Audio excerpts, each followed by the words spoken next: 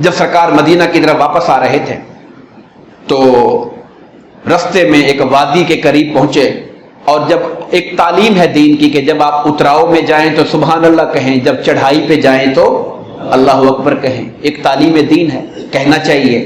مگر ہوا کیا، لوگوں نے بلند آواز سے اللہ اکبر لا الہ الا اللہ نعرے مارنے شروع کر دیے۔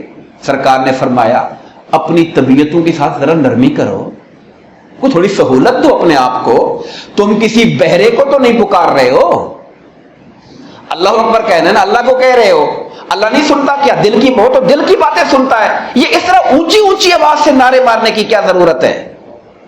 تم کسی غائب کو نہیں پکار رہے ہو، خدا موجود ہے، یہ لفظ بولے، تم کسی بہرے اور غائب کو نہیں پکار رہے ہو، اس ہستی کو پکار رہے ہو جو ہر شے کو سننے والے اور ہمارے قریب ہے، ہماری شارک سے زیادہ قریب ہے۔ تو ہمیں اللہ کے رسول نے اعتدال کا حکم دیا کہ دین کے اندر بھی اعتدال ہو، ذکر اذکار میں بھی اعتدال ہو۔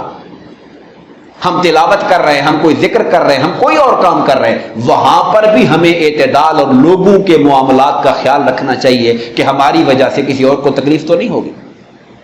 اسی طرح کا ایک واقعہ آقا کی بارگاہ میں پیش ہوا تھا کہ حضرت عمر فاروق رضی اللہ تعالیٰ عنہ تلاوت کرتے ہیں تو بہت اونچی آواز سے کرتے ہیں، ابوبکر صدیق رضی اللہ تعالیٰ عنہ تلاوت کرتے ہیں بہت دھیما، لوگوں کو کان لگا کے سننا پڑتا ہے کہ کیا بول رہے ہیں۔